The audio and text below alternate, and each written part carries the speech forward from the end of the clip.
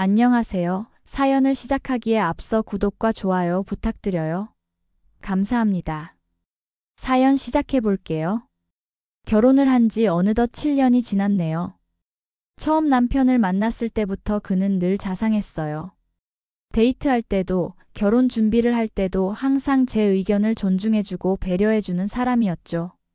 그래서 결혼을 결심했고, 남편의 가족들도 처음엔 저를 반갑게 맞아주었어요.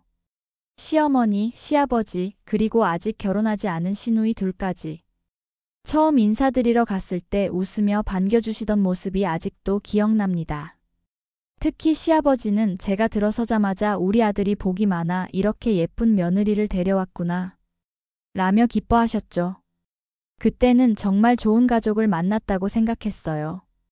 하지만 결혼식을 올리고 나서부터 모든 것이 달라졌습니다. 마치 결혼식 날까지만 환하게 웃어주기로 약속이라도 한 것처럼 시어머니와 시누이들의 태도가 180도 바뀌었어요. 처음엔 사소한 것들이었습니다. 이건 이렇게 해야지. 넌 가정교육을 어떻게 받은 거니? 꼭 말로 해야 하니? 시간 되면 제때 와서 밥 차려야지. 라며 시작된 잔소리가 점점 명령으로 바뀌어 갔죠. 우리 집과 시댁은 10분 거리에 있었는데 이게 저에게는 거의 재앙이었어요. 시어머니는 거의 매일 전화해서 야, 빨리 좀 와서 이거 좀 치워라 라고 하셨고, 시누이들은 틈만 나면 나 오늘 갈비찜 먹고 싶은데 준비해 라며 제게 집안일을 시키곤 했습니다. 남편이 아무리 말려도 소용없었어요. 내가 낳고 키운 아들인데 며느리가 시부모 좀 도와주는 게 뭐가 그렇게 큰일이니? 라는 말로 남편을 제압하셨죠. 그나마 시아버지만은 제 편이었어요. 우리 며느리 너무 고생시키지 마. 라며 시어머니와 시누이들을 말리셨죠. 시아버지 덕분에 제가 조금이나마 숨통이 트이고 버틸 수 있었던 것 같아요. 시댁은 꽤 넉넉한 형편이었어요. 시아버지께서 평생 한시도 쉬지 않고 일하셔서 건물 한 채도 소유하고 계셨어요. 그런데 작년 시아버지께서 갑자기 병원에 가셨다가 말기 암 판정을 받으셨습니다. 73세의 나이에 받은 충격적인 소식이었죠. 시아버지께서 아프시자 놀랍게도 시어머니와 시누이들의 태도가 더 악화되었어요. 마치 짐이 하나 더 생긴 것처럼 시아버지를 대하기 시작했습니다. 아이고, 내가 이 나이 먹이고 이제 병간호까지 해야 하냐. 아빠 그렇게 평소에 관리를 했어야지. 아빠 때문에 다 고생이잖아. 이런 말들을 시아버지께 직접 하는 것을 들을 때마다 제 마음은 찢어졌어요. 그래서 일부러 제가 먼저 나서서 틈틈이 시아버지를 돌봐드렸어요. 병원 가실 때 모셔다 드리고 약 드실 시간에 맞춰 전화드리고 제가 해드릴 수 있는 일은 최대한 해드렸어요. 시아버지께서는 항상 미안해 하셨죠. 아가, 내가 이렇게 된 바람에 너한테까지 고생을 시키는구나. 라고 말씀하실 때마다 저는 아니에요, 아버님. 제가 더 아버님께 감사한 게 많은걸요. 라고 대답했습니다. 마음이 아팠어요. 평생 가족을 위해 살아오신 시아버지께서 이제는 눈치를 보셔야 한다니요. 식사 때도 입맛이 없으셔서 한 숟갈 한 숟갈 힘들게 넘기시는 시아버지를 보면서 먹기 싫으면 먹지 마. 라고 말씀하시는 시어머니를 볼 때마다 가슴이 미어졌습니다. 그러던 중 시아버지 생신이 다가왔어요. 어쩌면 마지막이 될지도 모르는 생신인데 시어머니와 시누이들은 놀랍게도 여행 계획을 세우고 있었습니다. 그것도 셋이서만요. 어머님, 아버님 생신인데 여행을 가세요? 제가 조심스럽게 물었더니 시어머니는 대수롭지 않게 대답하셨어요. 생일이 뭔 대수냐. 아픈 사람은 어쩔 수 없는 거지. 네가 챙기든가.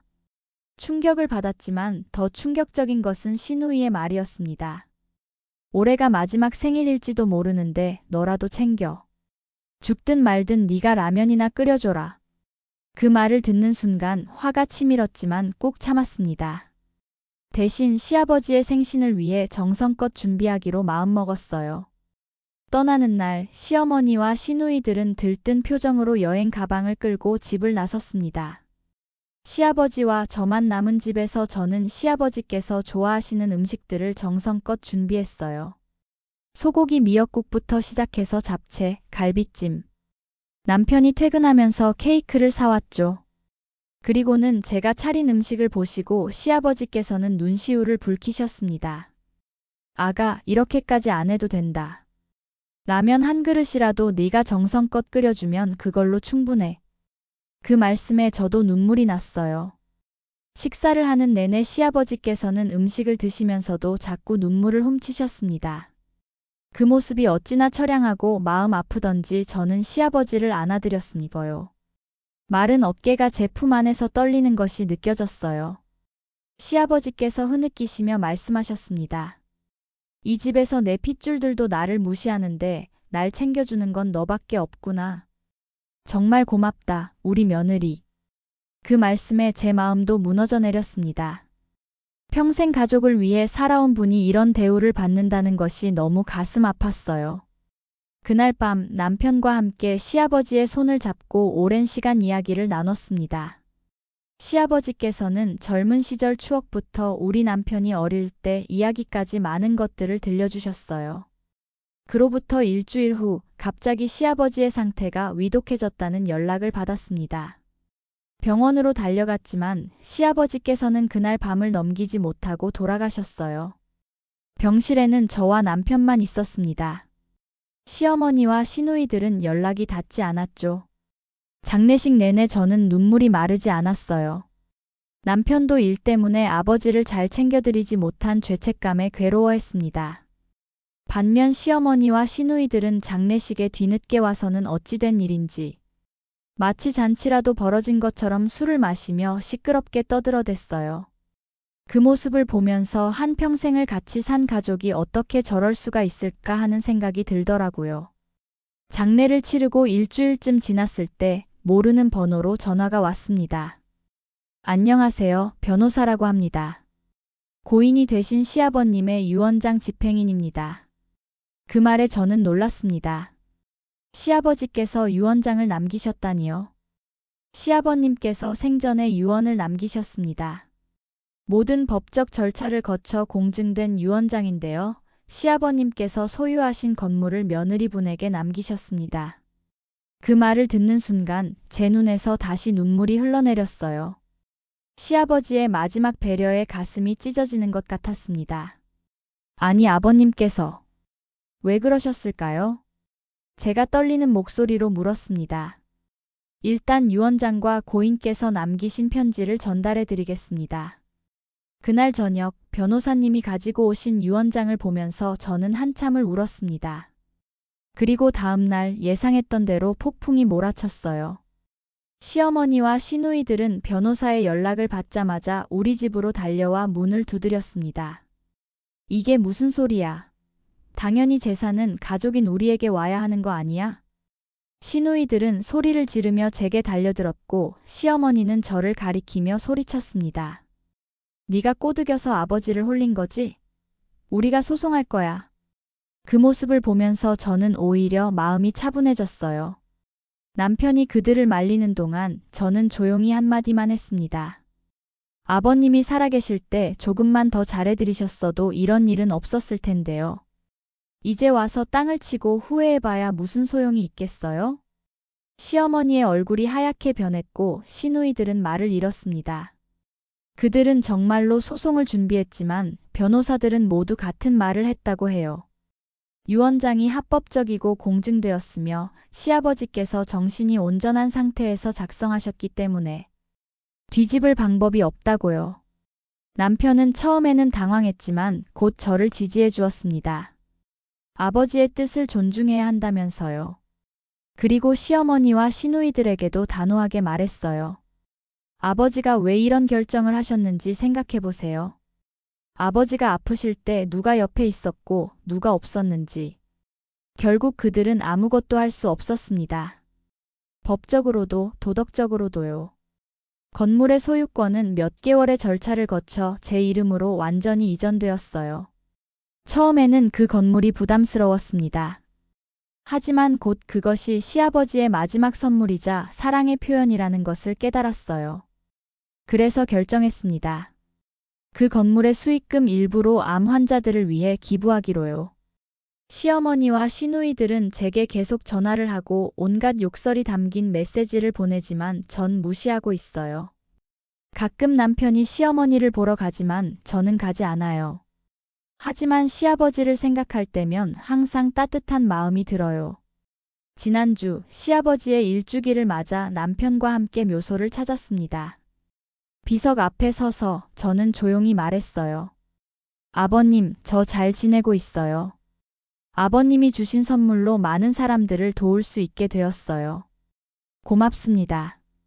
바람이 불어 꽃잎이 흩날렸고 마치 시아버지가 응답하시는 것 같았습니다. 그날의 햇살은 유난히 따뜻했어요. 주변에서 사람들은 종종 제게 물어봐요. 시집살이가 힘들었을 텐데 어떻게 견뎠냐고요. 저는 항상 같은 대답을 합니다. 날 딸처럼 아껴주시던 아버님이 아니었더라면 정말 견디지 못했을 거라고요. 이제 저는 남편과 함께 새 집에서 살고 있어요. 첫 아이도 낳았죠. 아들인데 시아버지의 이름을 따서 지었습니다.